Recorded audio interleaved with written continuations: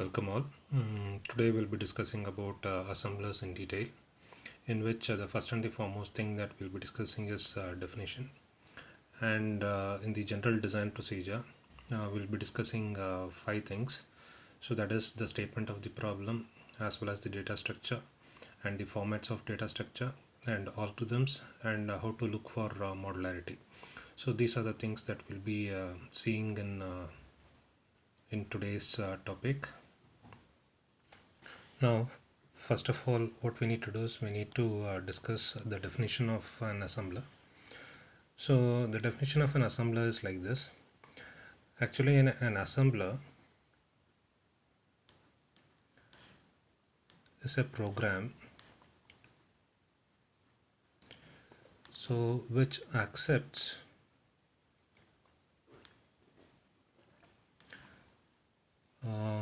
input as an assembly language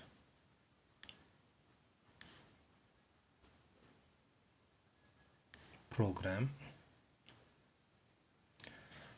and produces its equivalent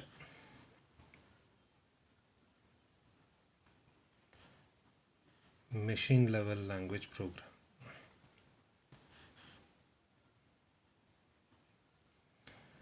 And it also provides certain information to the loader.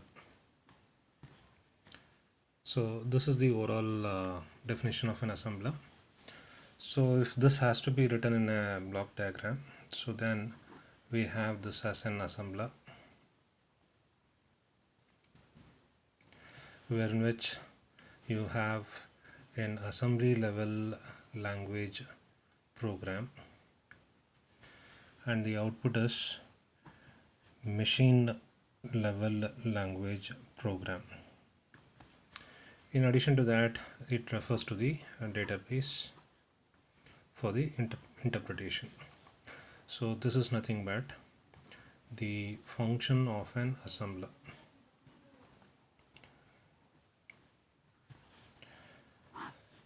So now we'll get into the major part. So that is the general design procedure. So here, this general design procedure does consist of 6 steps. Now what are they? So the first one is specify the problem,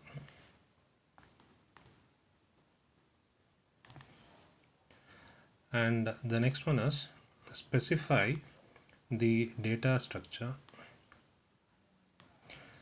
and the third one is define formats or format of data structure,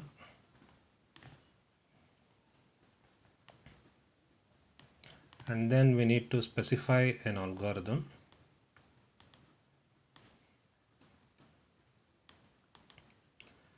and the fifth step is we have to look for modularity.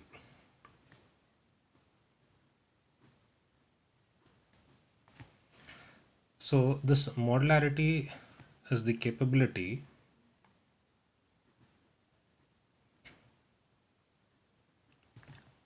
of one program being subdivided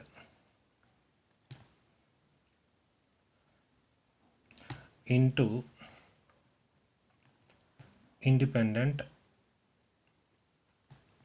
programming units. So what you need to do is one more important thing, that is you need to repeat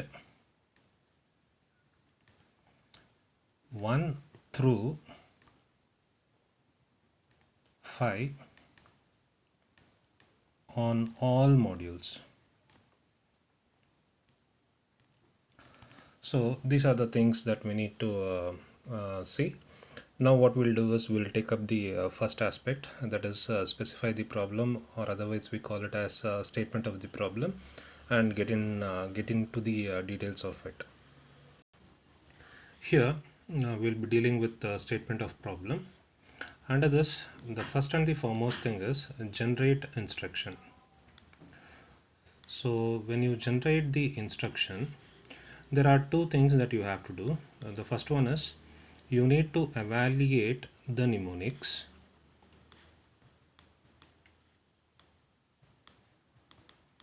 So in the operation field,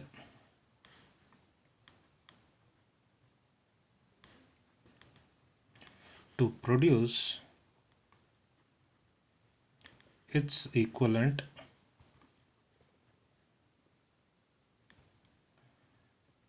machine code.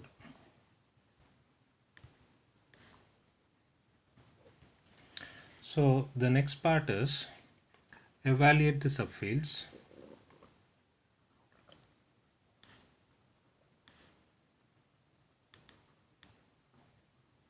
So in this, what you will do is you will find the value of each symbol,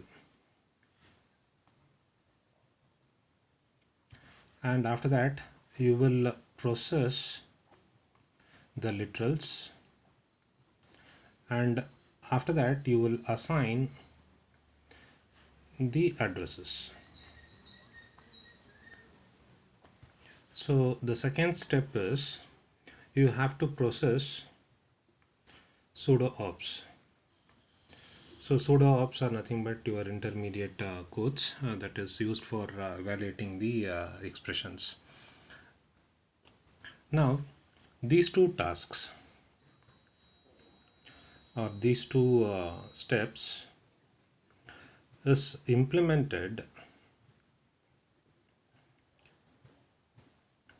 in two different phases.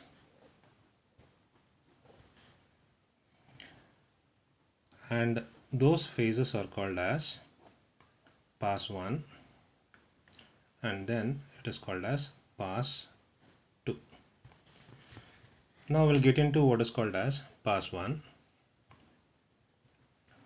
So here we need to understand the purpose of this pass 1. The purpose of this pass 1 is very simple. So what we need to do is we need to define the symbols and literals. Now let us try to see how this works. There are n number of steps over here. In this pass 1 there are 5 different steps over here. So let us number it as ABC. So in the first step, what we need to do is we need to determine length of machine instruction. And here, so in which it is stored as, we call it as MOT GET 1. So this 1 is because it is used in pass 1. So the next thing is that is B, the second step. You need to keep track of what the location counter, and that is represented as LC. So the next one is you need to remember values. So remember values of what? Values of symbols. Until what? Until you are passed. And here we store it as, or in a table called as STO. So the next one is D. So what you do is you process some pseudo ops. Pseudo ops, for example, so like EQU or DS. So these are the two different kinds of pseudo ops that are seen in pass 1.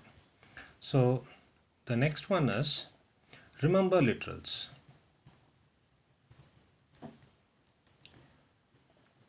So this is done in, or it is enlisted in LIST STO. So these are the things that you have to see in pass 1. Now let us get into pass 2 and see what is its purpose and then what are its tasks. So the main purpose of this pass 2 is to generate the object code.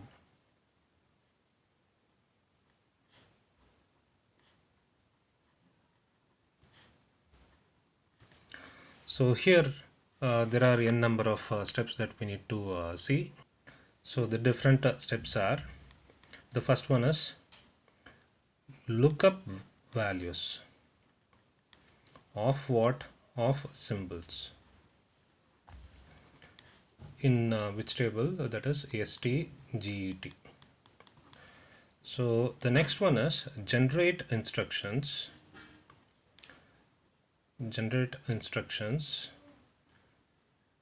based on MOT get to. The next one is generate data, and this is for like DS, DC and literals. And the next step is process pseudo ops, which is seen in POT GET2. Now we'll be seeing the overview of pass 1 as well as overview of pass 2. So in the overview, first and the foremost thing is we'll initialize and then we'll read the data or the program, and first we'll be checking for the label. There are two things that is possible. The first condition, the false condition as well as the true condition. If a label is there, then what you will do is you will store label in ST with LC value, that is stored in the table STO, and after that you will come back to this module. So now what you will do, you will again search for pseudo op. You will search pseudo op table, that is POT, and the table that is associated is POT get. Here also you do have two things. If it is found, then what should we do? If it is not found, then what should we do? Suppose, let me assume that here we don't have a pseudo op, then you will search for machine op. So that is search machine op table, that is MOT, and that is associated with the table called as MOT GET. And then what you need to do is you need to get the instruction, that is length of the instruction, that is get length of instruction. And then what you need to do is you need to process literals, that is process literals. So that is associated with a table called as LITSTO, and then update the location counter, that is update location counter, which is in the table called as ELC. And after that, here let us try to see if it is found.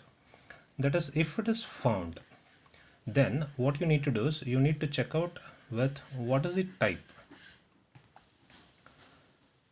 So here the type can be of two things, whether it can be DS or it can be DC. These are the two different kinds of pseudo ops that we do have in IBM 360 370. So if it is DS or DC, then what you are supposed to do is you are supposed to determine length of data space required and then update the location counter. And if it is end, then you will go to pass to.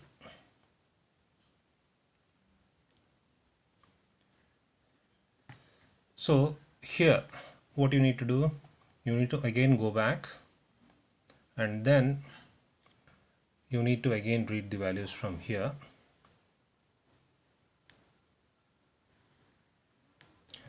So after that, if it is using drop, then again you will go back to the reading of the statements or instructions. Or if it is using drop, then you will go back to the reading of the instructions. So these are the things that you will see, and this overall process is called as pass 1 overview, which we call it as define symbols. So the next thing that we need to understand is the pass 2 overview. So here again what you will do is you will initialize, and then what you do is you read.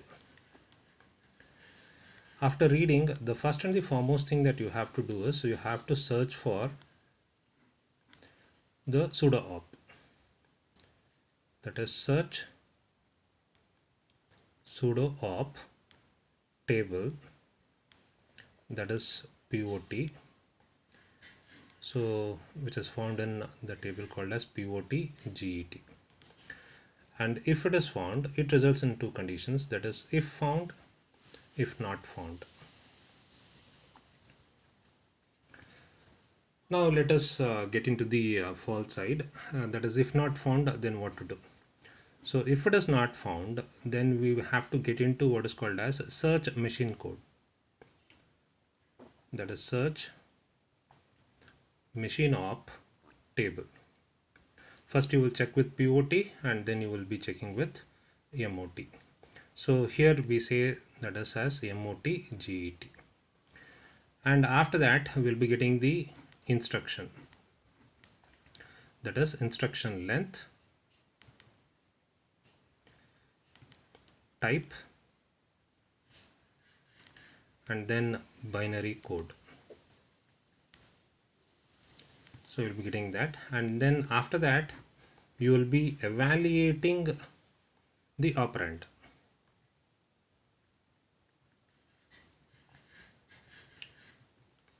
Evaluate the operand expression by searching the values of the symbol.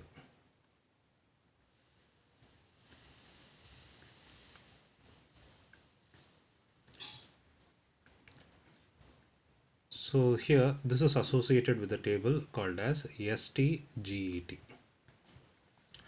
And the next thing is you will be assembling together parts of the instruction. You will be assembling or assemble together the parts of the instruction. So this is one side of the case, and here what you will do is you will again update the location counter, that is update location counter, so that is seen in LC. Now let us get into if it is found. So if it is found, then we have to check with what type it is. So there are four cases that you have to check. One is with respect to DC, and the other one is with respect to DS. The next one is with respect to using, and the next one is with respect to drop. If it is DC, then you will do the following tasks, that is convert and output constants. and then you will determine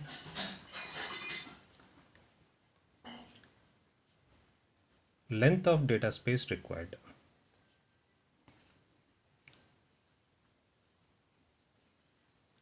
And then you will update the LC.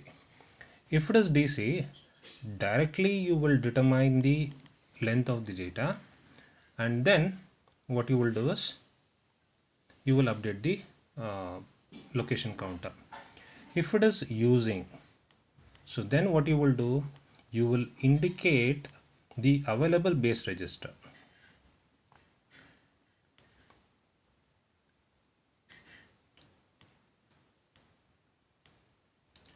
And you will update it in BT, and after that you will again update it in the location counter.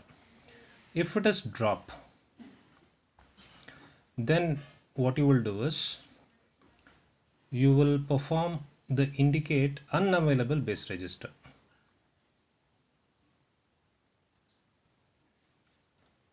That is base register. Again it is in BT, and then what you will do, you will update it in location counter,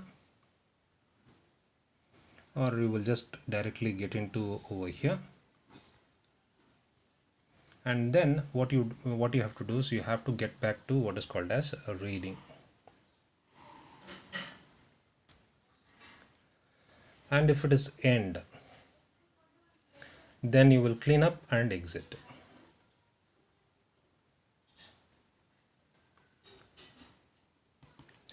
So this is the overall overview of pass-through.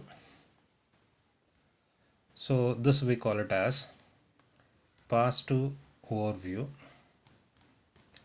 So here what you will do is you will evaluate fields and generate code. So these are the things that you have to discuss in pass-through overview. Now let us get into the data structure. Now here you have to just understand what are the different data structures this pass1 and pass2 of the assembler interact with. So here what we'll be having is we'll be having a copy of the source deck.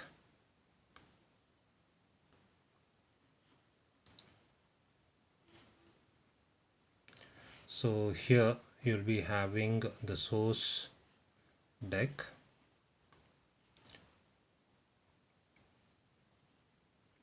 so which is fed to pass1 of assembler, and again you will be having here pass2 of assembler, and again you will be getting the object deck from pass2. So this is nothing but object deck. So in words, the pass1 interacts with it will maintain a copy of it, and again that copy is fed to pass2. Now what are the tables or the data structures that this pass1 interacts with, and as well as this pass2 interacts with? So here let us try to understand this.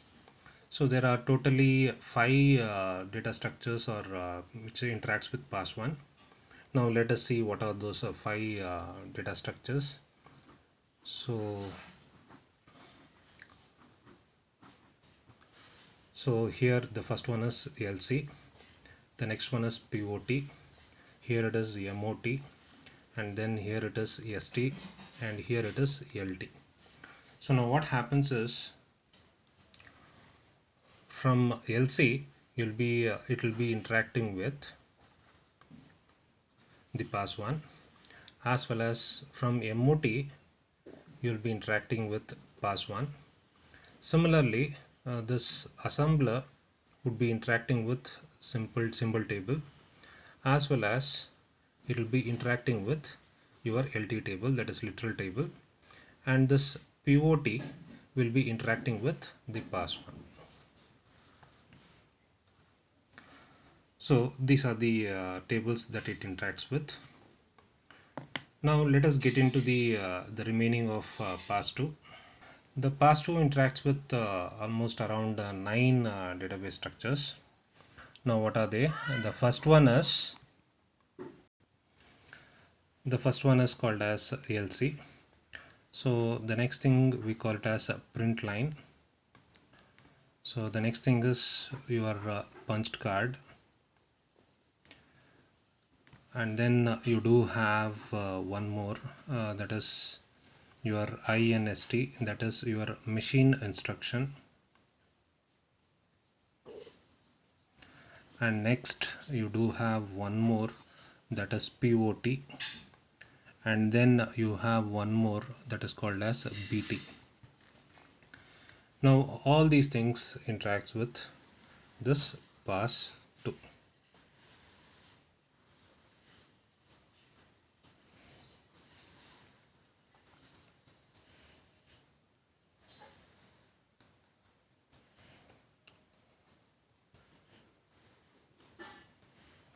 So like this, all the data structures interacts with pass 2, and in addition to that, the listing is also used over here.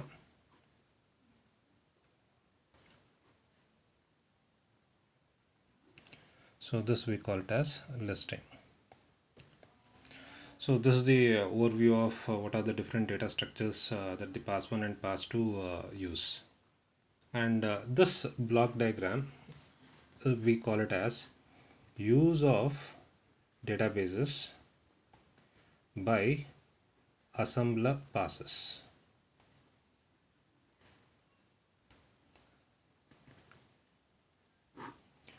Now let us get into the next aspect. The next aspect is format of the databases.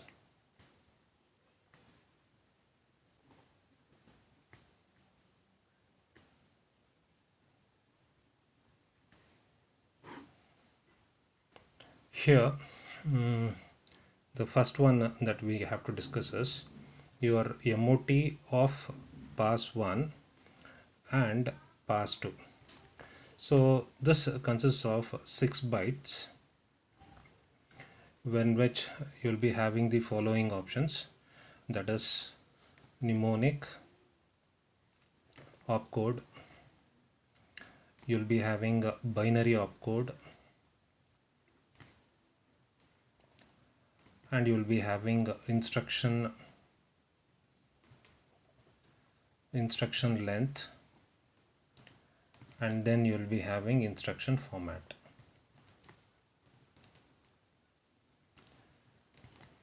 So if it is a few more 3 bits is not used in this format. So these are the database formats that we use in MOT. Now we'll be using the next one, that is POT. So that is the second database that we'll be using. So this is same as with pass 1, and it is similar to pass 2 also. So here this POT does consist of 14 bytes per entry. So where it consists of the following things, that is symbols, values, the next one is length, and the next one is relocation. So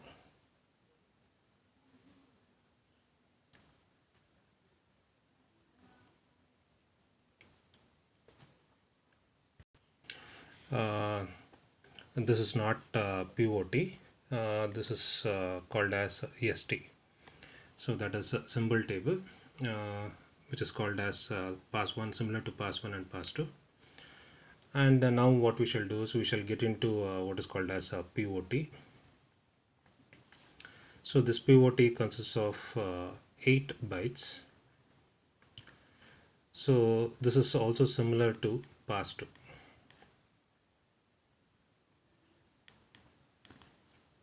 So here it consists of 2 fields. The first one is sudo op, the next one is address. So the next one that we do have is BT for pass to, so which consists of 4 bytes. So wherein which you'll be having available indicator, and the next thing is relative address.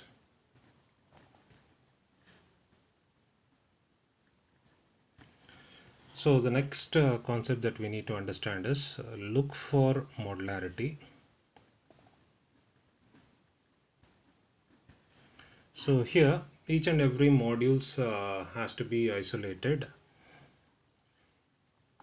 if possible.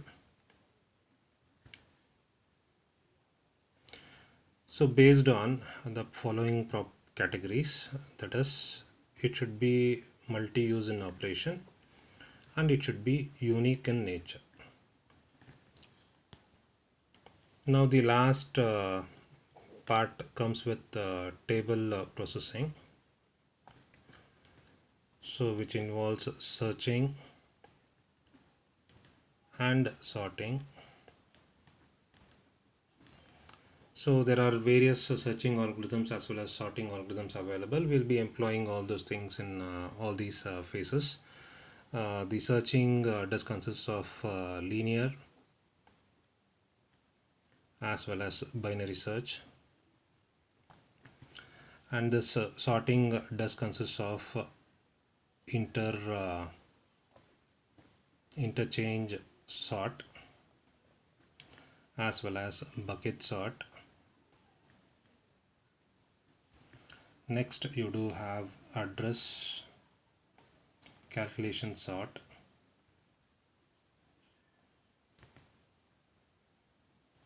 The next one is shell sort. So the next one is radix exchange sort. So what we do is we repeat all these things for all the modules. Remember one thing, like when we were discussing the second part, so it is not POT, it is ST, that is symbol table. The POT in the next phase we have discussed, this you need to write it with respect to POT. So we need to keep that in mind, that this is ST and this is POT. So these are the things that you have to discuss if anything is asked based on what is meant by an assembler, and briefly explain how this assembler works.